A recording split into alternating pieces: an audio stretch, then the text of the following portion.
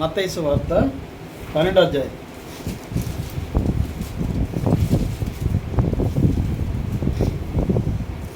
12వ అధ్యాయం దీన్ని అందరూ 12వ అధ్యాయంలో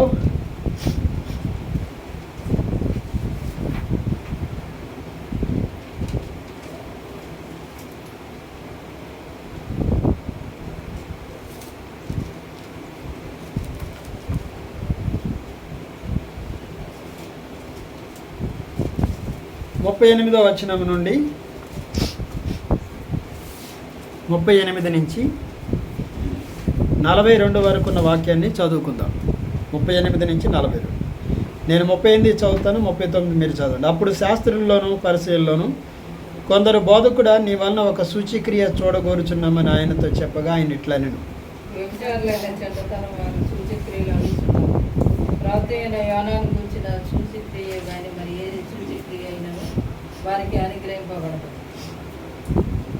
యోనా 3 రాత్రింబవళ్ళు తిమింగలం కడుపులో ఎలాగుండెనో అలాగే మనుష్య కుమారుడు 3 రాత్రింబవళ్ళు భూగర్భంలో ఉండదు.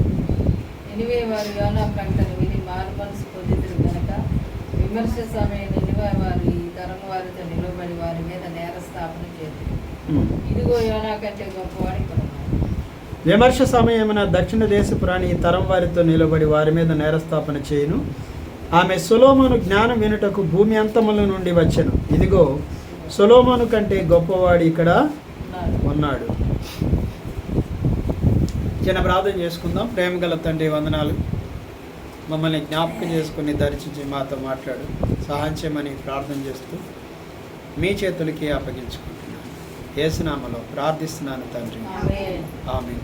మనుషులు ఏం కోరుకుంటారంటే సూచక్రియలను కోరుకుంటారు. ఆశ్చర్య కార్యములు, అద్భుత కార్యముల్ని మనుషులు కోరుకుంటూ ఉంటారు. మనుషుల మనసు అంతా ఎక్కడ ఉంటుందంటే దేవుడు ఎంత గొప్ప కార్యాలు చేశాడు అనే దాని మీదే ఉంటుంది. కానీ అన్నిటికంటే గొప్ప కార్యం ఏంటి? అసలు దేవుడు చేసే కార్యములన్నిటికంటే కూడా గొప్ప కార్యం ఏముంటుంది? ఒక మనిషి మారు మనసు పొందటమే గొప్ప కార్యం. తన జీవితాన్ని మార్చుకోవటం కంటే గొప్ప కార్యం ఏమంటారు చెప్పండి? ఇప్పుడు అయ్యా మా అబ్బాయి దొంగతనాలు చేస్తున్నాడు, డాక్టర్ గారు మరి వీడికి మందు ఇమ్మంటే వాటికి మందు ఉండదమ్మా అంటాడు. అంతేగా, మందు ఉంటుందా? ఉండదు. అయ్యా మా అబ్బాయి పాపం చేస్తున్నాడు అంటే వాటికి మందు లేదు. జబ్బు చేసింది అయ్యా అంటే మందు ఇస్తాడు డాక్టర్ గారు. లేదా జడ్జి గారి దగ్గరికి వెళ్తే ఏమయ్యా అలా చేయకూడదయ్యా, మంచిగా ఉండు అని చెప్తాడు. అంతే. అంటే ఈ భూమి మీద ఒక గొప్ప అద్భుతము, దేవుడు చేసే ఒక గొప్ప అద్భుతం ఏంటంటే దొంగతనములు చేసే ఒక వ్యక్తి మారు మనసు పొంది తాను మంచివాడిగా జీవించటం. అది తన స్వభావాన్ని మార్చుకుని ఎలా జీవించడం? ఒక చక్కని జీవితాన్ని జీవించటం అనేదే గొప్ప అద్భుతం భూమి మీద. ఇంతకు మించిన అద్భుతం భూమి మీద మరొకటి ఏది కూడా లేదు. తాగుబోతులు మారారా? అంతకుముందు వాళ్ళ అమ్మ నాన్న ఎన్నో చెప్పుంటారు. మారుంటాడా? మారండి. వ్యభిచారులు మారుంటారంటే మారుండరు. అబద్ధికులు అందరూ ఎవరు? మానవులందరూ ఇదే. ఏదో ఒక పాపము చేత పట్టబడి ఆ పాపములో జీవిస్తున్నటువంటి ఒక మనిషి ఇది సరైన దారి కాదు అని తెలుసుకోవటమే ఒక గొప్ప అద్భుతం. అది ఎవరి ద్వారా సాధ్యపడిందంటే ప్రభు అయిన యేసుక్రీస్తు ద్వారా మాత్రమే సాధ్యపడింది. ఒక వ్యక్తి తన జీవితాన్ని మార్చుకోవటం అనేది అతని చేతిలో లేదు. మనం ఒకసారి విన్నాంగా వాక్యం, ఏ మనుషుడు కూడా తన జీవితాన్ని తనంతట తానుగా మార్చుకోలేడు. ఎందుకంటే అద్భుతం ఏం కావాలి చెప్పండి? అంతేగా. దేవుని ఎరక్క ముందు తల్లిదండ్రులు అంటే పడేది కాదు. కానీ దేవుని ఎరిగినాక ఒక మనిషి సమూలంగా మారిపోయాడు. అది ఎలా మారిపోయాడు? ఏదో తాగుడు ఒకటేనా? కాదు. తనతో ఉన్న వారిని ప్రేమించేవాడిగా మారాడు. తాను సాత్వికుడిగా మారాడు. కోపం పోయింది, ద్వేషం పోయింది, అలాగే అక్రమాలు పోయినాయి, అన్యాయమును విడిచిపెట్టేశాడు. అంటే ఇది మామూలు మార్ప కాదు, అది గొప్ప ఆశ్చర్యం. ఇంకా ఈ మనుషులు ఏమనుకుంటారో తెలుసా? అయ్యో అసలు నేను మారటమే ఒక గొప్ప అద్భుతము. మా అమ్మ నాన్న ఏడ్చి వాళ్ళు ఎన్ని మొరపెట్టారో పాపము, కానీ నేను మారలేదు. కానీ ఒకరోజు దేవుడు నన్ను పట్టుకుని మార్చాడు. ఇది అద్భుతం, ఇంతకంటే అద్భుతం ఏం కావాలి? ఇక నేను మారటమే ఒక అద్భుతం అయ్యా. అది అందుకే ఎందుకు సాక్ష్యం చెప్పిస్తారు. సాక్ష్యం ద్వారా ఏం తెలుస్తుంది? ఎంతకంటే గొప్ప అద్భుతం ఇంకోటి ఏది కూడా ఉండదు. మనం వెళ్ళినప్పుడు ఎవరన్నా వచ్చి అయ్యా మీ సాక్ష్యం చెప్పు నువ్వు అని చెప్పంటే, ఒక మనిషి మారడం ఇంత భూమి మీద ఉన్న అద్భుతాలన్నిటికంటే కూడా గొప్ప అద్భుతం ఒక మనుషుడు మార్పు చెందడం. కనుక ఏంటంటే క్రీస్తు ప్రభు వచ్చింది అందుకే. కానీ ఇక్కడ శాస్త్రులు పరిచయులు అంటే యేసు ప్రభు నుంచి ఏమడిగారు?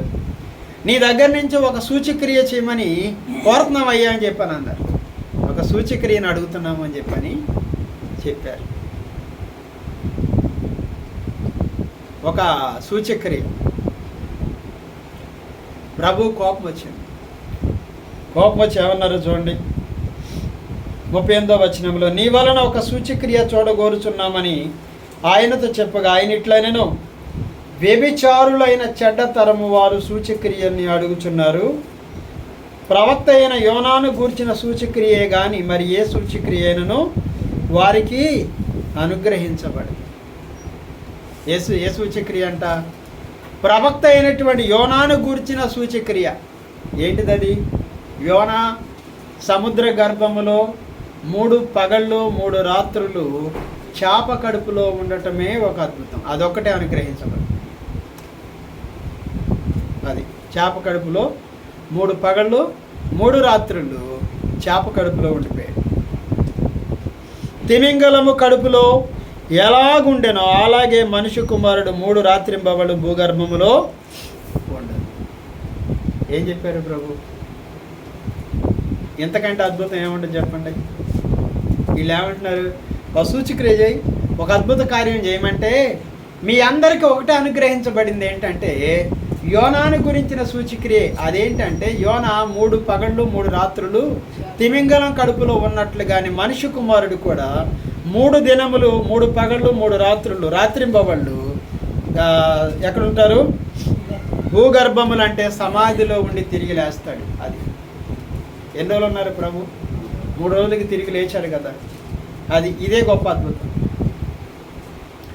మనుష్య కుమారుడు 3 రాత్రింబవళ్ళు భూగర్భంలో ఉండటం అనేది ఒక గొప్ప సూచక్రియ. ఇంతకు మించిన సూచక్రియ ఏం కావాలి? అంటే దేవునికి ఇష్టమా? సూచక్రియలు చూసి మారు మనసు పొందాలనేది దేవుని ఉద్దేశము కాదు. దేవుడు అద్భుతాలు చేస్తే మారతాననేది అది సరైన మార్పు అసలు కాదు. సరైన మార్పు కాదు. ఇప్పుడు శాస్త్రులు పరిచయుల్లో ఏముందంటే వాళ్ళకి నిజమైన మారు మనసు లేదు. వాళ్ళకి నిజమైన మారు మనసు లేదు. అందుకే అంటున్నారు మాకు ఒక సూచక్రియ చూపించాలని కోరుతున్నామంటే ఆయన అంటున్నాడు, వ్యభిచారులైన చెడ్డతరము వారు, వ్యభిచారులైన చెడ్డతరము వారు సూచక్రియను అడుగుచున్నారు అని చెప్పని ఆయనకి ప్రభు కోపం వచ్చింది. కనుక ఏం కోరుకోవాలి మనం? ఏది సూచక్రియ అంటే క్రీస్తు ప్రభు 3 దినములు రాత్రింబవళ్ళు భూగర్భములో ఉండి సమాధిలో ఉండి తిరిగి లేస్తాడనేది మాత్రం లోకమంతటికి అనుగ్రహించబడిన ఒక గొప్ప సూచక్రియ. అంతే. ఈ సూచక్రియ ఎప్పుడన్నా చూసారా మనుషులు? చూడలా, ఎక్కడా చూడలా. మనుష్య కుమారుడు 3 రాత్రింబవళ్ళు భూగర్భములో ఉండి మరలా తిరిగి లేస్తాడు అనేది గొప్ప సూచక్రియ అని చెప్పని ప్రభు చెప్పారు. ఈ సూచక్రియ ఇప్పుడు ఎక్కడ జరిగింది? భూమి మీదే జరిగింది. చనిపోయిన మనిషి తిరిగి లేచాడనేటువంటి సూచన ఎక్కడా లేదు భూమి మీద. చనిపోయి 3 దినాల తర్వాత మరలా తిరిగి లేచాడు అనేటువంటి అద్భుతం ఇంకెక్కడా జరగల భూమి మీద. ఈ భూమి పుట్టింది మొదలు ఇప్పటి వరకు ఎక్కడా జరగలేదు. అదే గొప్ప సూచక్రియ. అది మీ అందరికీ అనుగ్రహించబడింది. ఆ ఒక్క సూచక్రియే మీ అందరికీ అనుగ్రహించబడిందని చెప్పని ప్రభువు సెలవిస్తూ వచ్చారు. ఇంతకంటే గొప్ప సూచన ఏముంటుంది? అవునా? మన కళ్ళ ముందు ఎంతో అల్లరి చిల్లరిగా బతికినటువంటి ఒక మనుషుడు మార్పు చెంది స్వస్థ చిత్తుడై, అవునా, చక్కగా దేవుని యొక్క మార్గంలో నడవటానికంటే మించిన సూచక్రియ ఉంటుంది. మార్కు సువార్త 5వ అధ్యాయంలో చూడండి ఒకసారి.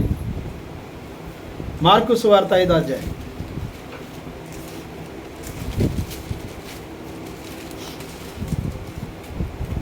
5వ అధ్యాయంలో 15వ వచనం. జనులు జరిగింది చూడవెళ్ళి యేసు వద్దకు వచ్చి నేను సేనాను దెయ్యం పట్టిన వాడు బట్టలు ధరించుకొని స్వస్థ చిత్తుడై కూర్చుని చూచి భయపడి. కాలండి చూడండి ఏమైందంట. ఆ సేన అనే దయ్యములు పట్టిన వాడంట స్వస్థ చిత్తుడై యేసు ప్రభు దగ్గర కూర్చుని ఉన్నాడు. ఆ ఊరోళ్ళందరూ వచ్చారు. యేసు ప్రభు ఆ గ్రామంలోనికి వెళ్ళటంలోనే పరిగెత్తుకొచ్చాడు. సమాధుల్లో ఉండేవాడు ఇతను. ఎన్నో దయ్యాలు పట్టినాయి. కాళ్ళకి సంఖ్యలకి గొలుసులు వేసి బంధించారు. వాటిని కూడా దింపేశాడు. మనుషులు అనుకున్నారు ఇతన్ని బాగు చేయటం ఎవరి వల్ల కాదు అనుకున్నారు. అవునా? కానీ ప్రభు ఆ గ్రామంలోనికి వెళ్ళటంలోనే సమాధుల్లో నుంచి పరిగెత్తుకుంటూ వచ్చాడు. అయ్యా, నువ్వెందుకు వచ్చావు? మమ్మల్ని అందరినీ వెళ్ళగొట్టడానికి వచ్చావా అని చెప్పని నీకు ఆనబెడుతున్నానయ్యా, మమ్మల్ని వెళ్ళగొట్టమాక అని చెప్పని చెప్తూ వచ్చాడు. ఆయన అన్నాడు, మీరు అతన్ని విడిచి వెళ్ళిపోండి అన్నాడు. మమ్మల్ని వెళ్ళగొడితే ఆ పందుల్లోకి వెళ్ళేటట్టు చేయయ్యా అని చెప్పారు. సరే వెళ్ళండి అన్న. ఎవరు చూశారు ఇదంతా? ఆ దయ్యం పట్టిన వ్యక్తిలో ఉన్న దయ్యములన్నీ కూడా వెళ్ళిపోయి ఆ పందుల్లోనికి వెళ్ళిన పందులంట ఆ నదిలోకి వెళ్ళి దూకి చచ్చిపోయింది. ఆ పందులు కాస్తున్న వాడు వెళ్ళి ఆ పట్టణంలో చెప్పాడు ఏం జరిగిందో రండి అక్కడ ఏం జరిగిందో అంటే ఆ ఊరోళ్ళందరూ వచ్చారు. వచ్చినప్పుడు అతనంటేనే భయపడిన ఆ వ్యక్తి రాళ్లతో ఇతరులని కొడుతూ కాళ్ళ సంఖ్యలను తెంపేస్తూ ఎవరికి లోబడినటువంటి వ్యక్తి ఇప్పుడు కాళ్ళు చేతులు చక్కగా స్వస్థత నొంది ప్రభు పాదాల దగ్గర కూర్చుని ఉండటం చూసి అంటే భయపడ్డారంట. అదేగా చదివింది మనం ఇప్పుడు. అవునా? వాళ్ళకి ఏం చేసిందంట? భయం కలిగిందంట. ఇదేంటి, మనం ఎన్ని సంఖ్యలు వేసినా తెంపుకున్నవాడు. ఎంతకంటే సూచిక ఏం కావాలి చెప్పండి? ఒక మనుష్యునికి ఏం కావాలి? అంతేగా, అయ్యా మందు తాగుదుగా రా అని చెప్పంటే నేను తాగను రా, ఈ రోజు నుంచి నేను మానేశానంటే అంతకంటే మార్పు ఏమైనా ఉంటుందా? ఇంకేమైనా ఉంటుందా చెప్పండి? ఆ వ్యక్తిని మందు మానిపించే మందు భూమి మీద లేదు. ఏ మనుషుడు లేడు అతన్ని మానిపించేవాడు. దేవుని వాక్యం ఒక్కటే అతన్ని మార్పించగలదు. ఇక మీదట నేను తాగను, ఇక మీదట నేను ఏ హాని చేయను, ఎవరిని ఇబ్బంది పెట్టనని ఒక మనుషుడు మార్పు చెందాడు. ఎందుకంటే గొప్ప సూచక్రియ. అంతేగా. కనుక ఏంటంటే ఇప్పుడు ఈ దయ్యములు పట్టిన వ్యక్తి స్వస్థ చిత్తుడయ్యాడు. వాళ్ళు అనుకోలే, భయపడ్డారంటే ఏంటిది అని. అతనిలో ఉన్న దయ్యాలన్నీ వెళ్ళిపోయాయి. ఆశ్చర్యం వేసింది. ఎందుకంటే గొప్ప సూచక్రియ. అంతేగా. కనుక ఏంటంటే మన యొక్క ఆశ నిరీక్షణ ఏంటి? మారు మనసు పొందాలి. మన కుటుంబంలో వాళ్ళు మారు మనసు పొందాలి. మన పిల్లలు మారు మనసు పొందాలి. మన చుట్టూ ఉన్నవారు మారు మనసు పొందాలి. ఈ లోకములో ఉన్న వారందరూ కూడా పాపమును విడిచిపెట్టి తమ జీవితాల్లో ప్రభువును వెంబడించటం అనేది గొప్ప ఆశ్చర్యకరమైనటువంటి కార్యం. ఇంతకు మించిన గొప్ప ఆశ్చర్య కార్యం మరొకటి ఏది కూడా లేదు. కానీ ఏం కావాలి మనుషులకి అంటే, నా జబ్బు తగ్గిపోయింది బ్రదర్, దేవుడు గొప్ప కార్యం చేశాడు. కాదు, నీలో ఉన్న పాప రోగమును బాగు చేశాడు దేవుడు. ఎలా ఉంది? ప్రతి మనిషిలో ఉన్న పాప రోగమును దేవుడు బాగు చేశాడు. ఇది పాప రోగం. అంతేగా, ఈ రోగం ఏం చేసింది? నిరంతరం పాప వైపు తీసుకొని వెళ్ళిపోయింది. మనల్ని రోజు అందులో నడిపిస్తాం. బాహ్య సంబంధంగా నీ జబ్బు తగ్గటం కాదు, నీ హృదయంలోనే ఉన్న పాప రోగాన్ని దేవుడు ఏం చేశాడు? తీసేశాడు. నీ హృదయంలో ఉన్న పాప రోగమును దేవుడు తీసివేశాడు. ఇంతకు మించిన అద్భుతం ఏముంటుంది? ఏమన్నా ఉంటుందా అంటే ఏమీ కూడా ఉండదు. అవునా? కనుక ఏంటంటే ఎంత ఆశ్చర్యమో తెలుసా? నిన్న మేము ఒక ఇంటికి వెళ్ళాం, విజయవాడ.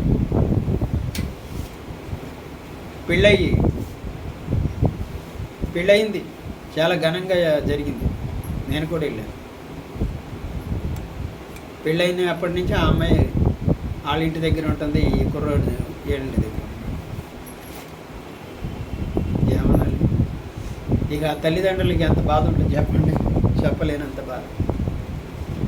ఎందుకు చేసుకున్నావంటే నాకు ఇష్టం, చాలా ఇష్టమని చక్కగా మరి దైవ సేవకుల మధ్యలో పెళ్లి చేశారు పెద్దలందరూ. ఇప్పుడు ఆ అమ్మాయి ఆ రోజు మొదలు ఇప్పటి వరకు కూడా వాళ్ళ అమ్మ వాళ్ళ ఇంట్లోనే ఉంది. కొన్ని వాళ్ళ అమ్మ వాళ్ళకి ఏమైనా సంతోషం కలుగుతుందా? ఇంట్లో ఉంటే సరే, అత్తగారు వాళ్ళు విడిచిపెడతాం. వాళ్ళ అమ్మ నాన్నకి ఏమైనా సంతోషం కలుగుతుందా? వాళ్ళకి సంతోషం ఉండదు. వాళ్ళ అత్తగారు వాళ్ళకి ఏమైనా సంతోషం ఉంటుందండి? వాళ్ళకి సంతోషం ఉండదు. పెళ్లి చేసుకున్న భర్త మరి పెద్ద ఉద్యోగం చేస్తూ వేరే దేశంలో ఉన్నాడు, ఆయనకి ఏమైనా సంతోషం ఉంటుందంటే సంతోషం ఉండదు. ఏమైంది?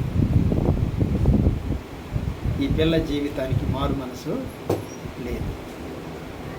అది జరిగింది. మారు మనసు ఎవరెన్ని చెప్పినా ఈయనే మనసు లేదు. ఎంత గొప్ప! కనుక ఏంటంటే ఒక మనిషి మారటమే గొప్ప ఆశ్చర్యం. అది క్రీస్తు ప్రభు ద్వారానే సాధ్యం. క్రీస్తు ప్రభు ద్వారానే మానవులందరికీ పాపక్షమాపణ కలుగుతుంది. ఒక మానవుడు మార్పు చెంది స్వస్థ చిత్తుడుగా మారేటువంటి అనుభవము యేసుక్రీస్తు ద్వారా మాత్రమే ఈ లోకములో మానవులకు అనుగ్రహించబడి. ఇది మర్చిపోయారు మనుషులు. ఏం మర్చిపోయారండి? ఇది మర్చిపోయారు. మారు మనసు పొందిన వాళ్ళు కూడా మా అబ్బాయికి అండి పెద్ద ఉద్యోగం రావాలని ప్రార్థన చేయండి బ్రదర్ అంటారు. కానీ మా అబ్బాయి మారు మనసు పొందాలని ప్రార్థన చేయమని అడిగేవాళ్ళు ఎవరో ఉండరు. అంతేగా, ఏమని అడుగుతారో తెలుసా? మా అబ్బాయికి అయ్యా ఉద్యోగం రావాలని ప్రార్థన చేయండి అంటారు. అమ్మా, ఉద్యోగం వచ్చినా వాడు పాడైపోతాడు. ఆ ఉద్యోగం ఇంకా అన్ని పాడు చేస్తాడు. అయ్యా మా అబ్బాయి మారు మనసు పొందాలి, మా అమ్మాయి మారు మనసు పొందాలి, మా కుటుంబం మారు మనసు పొందాలి, మా ఆయన మారు మనసు పొందాలని నేను ప్రార్థన చేస్తున్నాను అయ్యా, మీరు కూడా చేయండి అయ్యా అని చెప్పని అనేవాళ్ళే ఉంటారు. ఏమని ప్రార్థన చేస్తారు? మా అబ్బాయికి ప్రభువా మంచి ఉద్యోగం ఇవ్వు ప్రభువా, మా అమ్మాయికి మంచి ఉద్యోగం ఇవ్వు ప్రభు అంటారు. ఏది అడుగుతారు దేవుణ్ణి? తాత్కాలికమైన దాన్ని అడుగుతారు, తాత్కాలికమైన దాన్ని. అంతేగాని అయ్యా మారు మనసు పొందాలి, ఇంట్లో అందరికీ ప్రతిరోజు నేను మీకు చెప్తున్నాను మీరు మారు మనసు పొందాలి. ఏముంటుందంటే మారు మనస్సుకు పొందిన తర్వాత కూడా ఈ తల్లిదండ్రులు ఇద్దరు సరిగా ఉండకపోవటం వాళ్ళకి చెప్పలేము. అది వచ్చిన సమస్య. చాలా కుటుంబాల్లో నాకు కనపడింది ఏంటంటే వాళ్ళు ఏమంటారో తెలుసా? మా అమ్మ అండి గుడికి వెళ్ళి వస్తుంది బాగానే, అన్నీ బాగుంటాయి, ఏముంటుందండి ఇంటికి వచ్చినాక అంతా మామూలే. అవునా?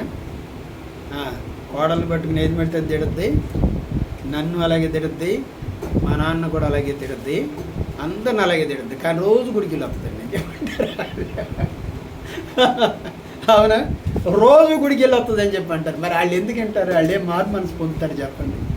మారు మనస్సుకు తగిన ఫలమును ఫలించండి అని బాప్తీసం ఇచ్చి యోహాను అందరికీ చెప్పాడు. బాప్తీసం తీసుకున్న వెంటనే అన్నాడు, మారు మనస్సుకు తగిన ఫలమును ఫలించండి అన్నాడు. ఏ ఫలం అది?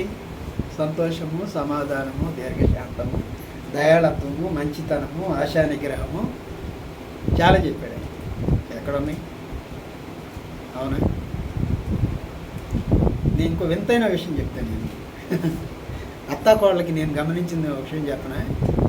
కోడలు ప్రార్థన చేస్తే అత్తగారు లోపల తుకతుకలాడిపోతూ ఉంటుంది అనమాట. నేను చూసా, గమనించా. అంటే ఏంటి, అంత ఉట్టితేనయ్యా ఓ చేస్తూ ఉంటుంది, ఏముండదు అని చెప్పాను. అంటే ఏం కొడుకు మండిపోతుంది అనమాట లోపల. ఓన్లీ ప్రభు ప్రార్థన చేస్తుంది, నువ్వు మాట్లాడు ప్రభు, అమ్మాయిలో మార్పు వస్తే సంతోషం ప్రభు అనుకోవాలి కదేమో. అనుకోదు, అంత ఉట్టిదేనయ్యా, అట్లాగే చేస్తాయి, ఏముండదని చెప్పి. ఏమికి లేదు మరి మనసు, ఆమెకేమవుతుంది? ఇంకా ఏం ప్రార్థన చేస్తే ఆమె ఏమనుకుంటుంది? అట్లాగే చేద్దాండి బాబు, ఏమో ఆమె అమ్మో ఆమెతో పడలేమని చెప్పాను అంటే మరి ఇద్దరికీ లేదు మాది మనసు. అంతే, అవునా? ప్రార్థన చేస్తేనే పడదు. ప్రార్థన చేస్తే సంతోషించాలి. అమ్మాయి ప్రార్థన చేసుకో, నీ టైం వచ్చింది కదా, నువ్వు వెళ్ళి ప్రార్థన చేసుకో, నేను వంట చేస్తానని చెప్పాల్సింది పోయి నాకంటే ఎక్కువ పేరు వచ్చేస్తుందేమని ఏమో భయం, లేకపోతే నాకంటే మా అత్తగారిని మంచిదంటారేమో ఆమెకు భయం. ఇదేం మారు మనసు నాకు అర్థం కాదు. ప్రార్థన చేస్తే సంతోషపడాలి కదా. ఇంకేమన్నా తప్పులుంటే సరి చేయాలి. అమ్మ అలా కాదు, ఇట్లా ప్రార్థన చేసుకోమని చెప్పి చెప్పాలి. అస్సలు ఒకళ్ళంటే ఒకళ్ళకి పడదు. ఏమని రెచ్చగొట్టడానికి ఆమెను రెచ్చగొట్టడానికి వీళ్ళు ఉంటారు. ఇది ఎక్కడ మారు మనసు? ఇది ఎక్కడ పశ్చాత్తాపం? కాదు కదా. ఇంకా పిల్లలు ఎందుకు వింటారు? నేను అన్నాను, ఆ పిల్లలకి కాస్త మీరు మాదిరిగా ఉండాలి కదా. ఎంత బాధపడతాడు వాడు మీరు ఇలా చేస్తే అంటే, వాళ్ళకి బుర్రకు ఎక్కదుగా. ఆశ్చర్య కార్యం ఏంటంటే నీ జీవితంలో నువ్వు ఫలించేవాడిగా ఉండటం. మారు మనసు పొందటం ఒకటే కదా. రెండవది ఏంటి చెప్పండి? ఫలించే వాళ్ళంగా మనం ఉండటం. మనల్ని చూసినప్పుడు మన ఇంట్లో ఉన్న మన పిల్లలు ఎలా ఉండాలి? ఇది మారు మనసు అంటే ఇలా ఉండాలి అనేది వాళ్ళలో కలగాలిగా. అంటే ఏం కనపడాలి? నీ క్షమాపణ కనపడాలి, దీర్ఘశాంతం కనపడాలి, నీ మంచితనం కనపడాలి, నీ ప్రేమ కనపడాలి, ఇంట్లో నీ సాత్వికం కనపడాలి, అన్నీ కనపడాలి. అంతేగాని ఒక మాట అంటాంలోనే వాళ్ళ మీద ఎగిరెగిరి పడ్డాం అనుకోండి, ఏం కనిపిస్తుంది? అవునా? కనుక ఏంటంటే ప్రభు అంటున్నాడు, యోనాను గురించిన సూచిక్రియ తప్ప మరేది. ఏంటిది అది? ఏంటా సూచిక్రియ? క్రీస్తు ప్రభు 3 రాత్రింబవళ్ళు భూగర్భంలో ఉండి తిరిగి లేవడం అంటే ఏంటి చెప్పండి? క్రీస్తు ప్రభు 3 రోజులు భూగర్భంలో ఉండి తిరిగి లేవటం మూలంగా ఏం దొరికింది మనకి? మానవులందరికీ పాప క్షమాపణ దొరికింది. ఇంతకంటే గొప్ప ఆశ్చర్యకార్యం మరొకటి ఏది కూడా ఉండదు. లేకపోతే నాకు రక్షణ ఎక్కడ దొరికేది? క్రీస్తు ప్రభు చనిపోకపోతే మీకు రక్షణ ఎక్కడ దొరికేది? అసలు మారు మనసు అనేది ఉండేదా అంటే ఏదీ లేదు. ఇంతకంటే గొప్ప ఆశ్చర్యకార్యం మరొకటి ఏది కూడా లేదు. అంటే ఏంటంటే ఒక మనిషి మార్పు చెందటం ఆశ్చర్యం, ఒక మనిషి క్రీస్తు ప్రభువులో ఫలించటం అనేది ఆశ్చర్యం. క్రీస్తు ప్రభువులో ఫలించటం అనేది ఇంకా ఆశ్చర్యం. అంటే స్వభావంలో మార్పు వచ్చేసింది. స్వభావంలో మార్పు వచ్చేసింది. మూడవది ఏంటంటే ఇంకా ఆశ్చర్యకరమైన విషయం ఏంటంటే నువ్వు పొందినటువంటి ఈ మార్పు చూసి అనేక మంది మార్పు చెందరు. నీ ఇంట్లో వాళ్ళు మార్పు చెందరు. నీ ఇంట్లో వాళ్ళు మార్పు చెందరు. అంతేగా. ఇప్పుడు ఎంత చెప్పినా వింటలేదు అనుకుందాం. మన అబ్బాయి ఉన్నాడు, వాడు ఎంత చెప్పినా వింటలా. ఏం చేస్తామో తెలుసా? వీడి మూలంగా అండి నా ఆరోగ్యం అంతా పాడైపోయింది అంటారు. ఇది ఎక్కడ మారు మనసు? ఆడి మూలంగా నీ ఆరోగ్యం పాడైపోతే నీకు ఇంకా మారు మనసు ఎక్కడ ఉన్నట్టు? నీ ఆరోగ్యం పాడకూడదు కదా. నీ ఎవరికి మారు పెట్టాలి? దేవునికి మారు పెట్టాలి. అంతేగాని వీడు మారట్లేదు అని రోజు తిట్టుకుంటూ, కొట్టుకుంటూ, పోట్లాడుకుంటూ, గాయపరుచుకుంటూ ఇల్లంతా అల్లరి చేసుకుంటామంటే అది నీలో ఉన్న మారు మనసు గుర్తు కాదు. ప్రార్థించడం, దేవుని దగ్గర కన్నీరు కార్చి, దేవుని దగ్గర మొరపెట్టడం. ప్రభువా నా వల్ల ఏమవుతుంది ప్రభువా? నేను ఏ పార్టీ వాడిని ప్రభువా? నేను మార్చగలనా ప్రభువా? నేను మార్చలేను ప్రభువా. దయ చూపించు ప్రభు. అయ్యా నా కుటుంబానికి రక్షణ దయచేయి, నా పిల్లలకి మారు మనసు దయచేయి, పాపక్షమాపణ దయచేయి, వారికి అట్టి జ్ఞానము దయచేయి, లోబడే మనసు దయచేయి, లోబడే మనసు దయచేయి. నేనేం చెప్పగలను ప్రభు అని నేను చెప్తాను, కానీ వాళ్ళు వినే మనసు వారికి లేదు ప్రభు. అంతేగాని ఇక మీదట నువ్వు నాతో మాట్లాడమాకరా, నువ్వు నాతో మాట్లాడమాక అమ్మాయి, అవునా? ఇది కాదు కదా. మారు మనసుకు తగిన ఫలం అంటే అది కాదు, అది కాదు. ప్రభు సహించాడు, వచ్చుకున్నాడు. ఆయన నువ్వు దేవుని కుమారుడు అయితే ఆ సిలువ దిగిరా, అప్పుడు మేము నమ్ముతామని చెప్పాను ఎన్నో. కానీ క్రీస్తు ప్రభు సిలువ ఎందుకు మోసారంటే మానవులందరి పాపము నుంచి విమోచించటం కోసం. ఆయన సమాధి చేయబడి, సిలువ నుంచి సమాధి చేయబడి, అంతేగాని వీళ్ళు దిగిరామంటే దిగిరాలేడా దేవుడు? దిగిరాగలడు. అది కాదు కదా దేవుని ఉద్దేశం. ఆయన సమాధి చేయబడి, సిలువ నుంచి దించి సమాధి చేయబడి 3 దినములు భూగర్భములో ఉండి 3వ దినాన ఆయన తిరిగి లేచారు. ఇంతకంటే గొప్ప ఆశ్చర్యకారి మరొకటి ఏది కూడా లేదు. ఇది నిజమైనటువంటి ఆశ్చర్యకార్యం, అద్భుత కార్యం. మానవ జీవితాల్ని మార్చడం కోసమే క్రీస్తు ప్రభు ఈ భూమి మీదకి వచ్చాడు. లేకపోతే ఒక మనుషుడు తన జీవితాన్ని ఎప్పటికీ మార్చుకోలేడు. పాపమును గుర్తు చేసి నిత్య రాజ్యాన్ని గురించి మనకి బోధించి, నిత్యమైనటువంటి నరకం ఉందని లోకాన్ని హెచ్చరించి, ఇదిగో పరలోక రాజ్యం సమీపించింది, మీరు మారు మనసు పొందండి అని ప్రభు చెప్పిన మాట మనకి జ్ఞాపకం చేసి, ఆయన మనం రక్షణ పొందడానికి కారకుడై రక్షణ పొందడం. కనుక ఏంటంటే ఏమర్థమైంది మనకి? ఏమర్థమైంది? ఇంతకంటే గొప్ప ఆశ్చర్యకార్యం లేదు. నేను మార్పు చెందటమే గొప్ప ఆశ్చర్యం. ఇదే గొప్ప కార్యం. క్రీస్తు ప్రభు 3వ దినాన్ని తిరిగి లేవటం అనేది గొప్ప ఆశ్చర్యకార్యం. కానీ ఇది వదిలేసి ఏమంటారు తెలుసా మనుషులు? ఏదో ఒక ఆశ్చర్యకారం, నాకు ఉద్యోగం వస్తే చాలు ఆశ్చర్యకార్యం, ఆశ్చర్యంగా దేవుడు ఉద్యోగం ఇచ్చాడయ్యా అని సాక్ష్యం చెప్తారు. కానీ ఆశ్చర్యంగా దేవుడు నా జీవితాన్ని మార్చాడండి. అస్సలు నేను నా తల్లిదండ్రుల మాట వినేవాడినే కాదు. నాకు ఇష్టమైనట్టు మాట్లాడేవాడిని, నాకు ఇష్టమైనట్టు ప్రవర్తించేవాడిని. కానీ ప్రభు నన్ను మార్చాడని. మరి నీ ఉద్యోగం కంటే గొప్ప ఆశ్చర్యకార్యం ఒక మనుషుడు మార్చాడు. కనుక ఏంటంటే క్రీస్తు ప్రభు వల్ల మనకేమి జ్ఞాపకం చేస్తుందంటే ఆయన 3వ దినాన తిరిగి లేచాడు.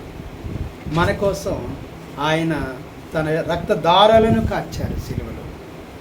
సిలువ శిక్షను ఆయన భరించాడు. ఇది ఆశ్చర్యం. కొరడా దెబ్బలు, ముళ్ళ కిరీటం, శరీరం అంతా గాయముల చేత నింపబడిన ఒక్క మాట కూడా మాట్లాడని క్రీస్తు ప్రభు సమాధి చేయబడి 3వ దినాన తిరిగి లేవటం, ఆయన జీవితమే ఒక ఆశ్చర్యం. ఆశ్చర్యకరుడైనటువంటి ప్రభు మనల్ని రక్షించటానికి కారణం ఆయనే కాదు. ఆయన మనకేమని చెప్పాడంటే, ఏమని హెచ్చరించాడు?